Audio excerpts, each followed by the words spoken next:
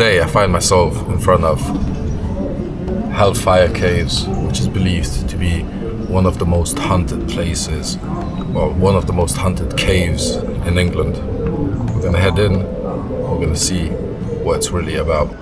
To fully understand, let me take you back to the 1740s. Sir Francis Dashwood paid starving villagers to pit a tunnel into the abyss. They dug with bare hands and rusted iron, carving out a labyrinth of pitch black veins. But Dashwood didn't want a mine, he wanted a sanctuary for the damned. He invited the most powerful men in Britain. You had politicians, lords, and all sorts of intellectuals. They shed their skins, they shed their names, they wore hooded robes, and they walked down this exact path into the dark to do things the daylight would not tolerate. You are entering the Steward's Cave, the gatehouse of the abyss. This is where the Hellfire Club left the moral world behind. Before a member could descend into the deeper chambers, they had to stop here, face the club's steward, and pay the toll in vice.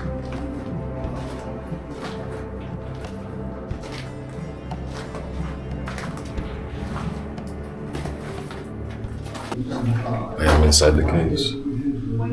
So far, I do not see anything spooky or haunted, apart from this.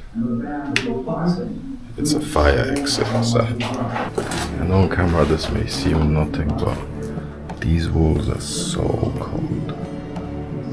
Okay, on this plaque right here, you can see all the members of the Hellfire Club in 1762. It's quite a lengthy list. They were all down in these caves. It is believed that there was multiple murders, and a satanic club going on here. But we're here to find out the truth.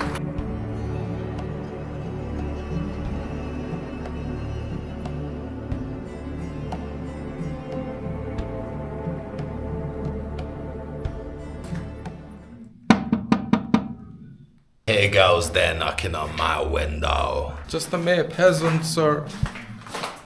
I mean no harm. I promise.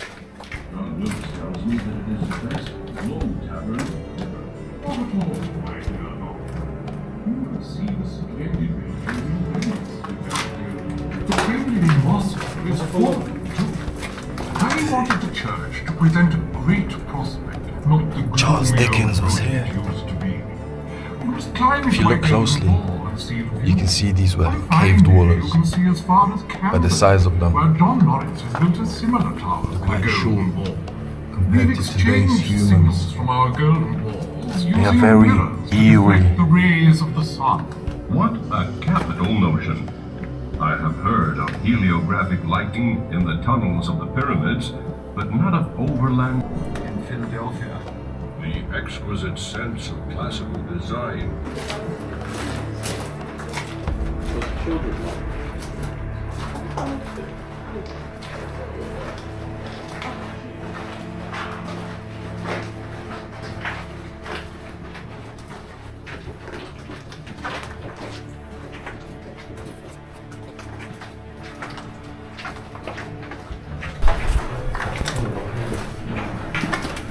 Being tall has its drawbacks. It would appear in a cave.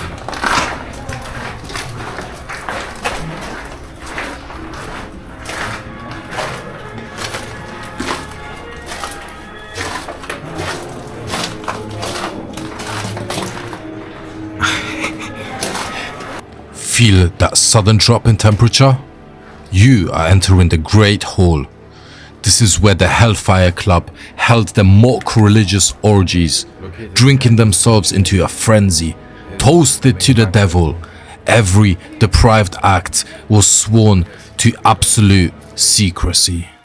This is where all the members would come down and would eat and murder, or eat mostly, and party and just socialize in general. Look at the vast space of this. Come here, let me show you around. Boom! Look how tall that is. So, over here, we have a green lady. The Musselman Monument, Church of St. Lawrence. Boom! You have a man with a sword. He's fighting a lion. Strange to have lions in England. And then you have another woman. I believe she's not wearing a top. She's got her dogs out. And right here, you have another woman with no clothes. But this time, she has no hands, buddy. And that concludes your tour of the banquet hall. Look into the shadows. You might see him, Paul Whitehead. He was the club's steward, the keeper of their sins. When he died, he left his actual, physical heart to this valley.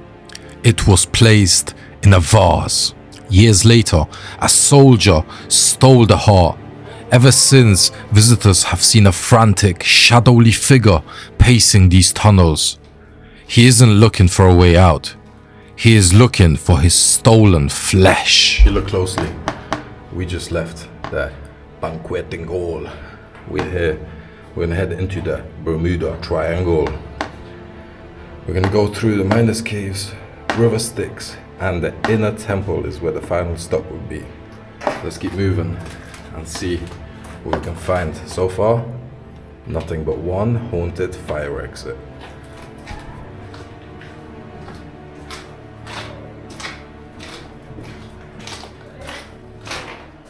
Yes, I can see a shadow.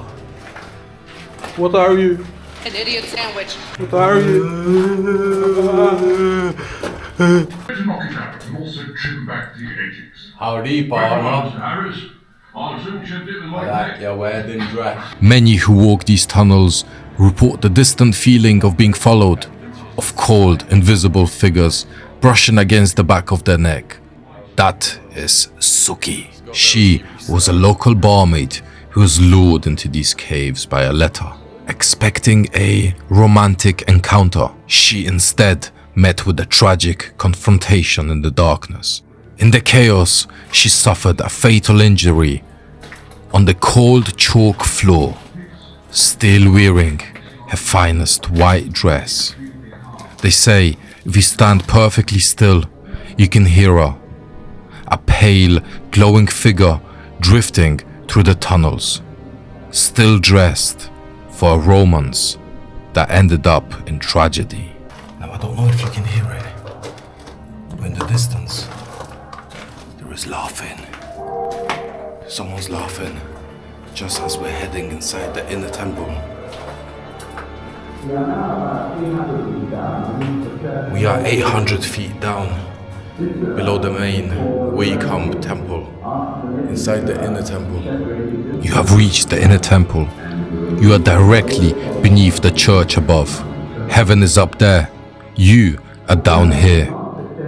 To get here, the club had to cross a subterranean river, named the Styx, the mythical river in the underworld. The candles are flickering out. The air is growing thin. The Hellfire Club left these caves centuries ago, but whatever they woke up down here never left. What does it mean?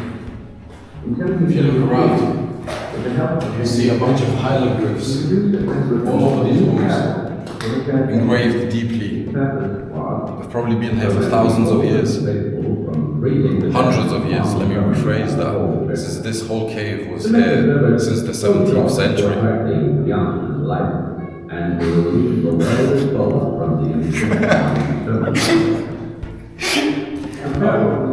Yeah, we were inside the inner temple. There's a nice lamp here, hanging down. We've got electricity down here nowadays. Back in the day, this would have been an oil lamp. Currently, it is being replaced by electricity. There's a bunch of anchor points, which I'm sure is just to keep this place integrated. But the most curious thing is, what is this statue? What does it represent? Who is this lady? Do I never touch her? Will she forever Those are the things that goes through my head when I'm in this place. Imagine being me, all alone in a cave.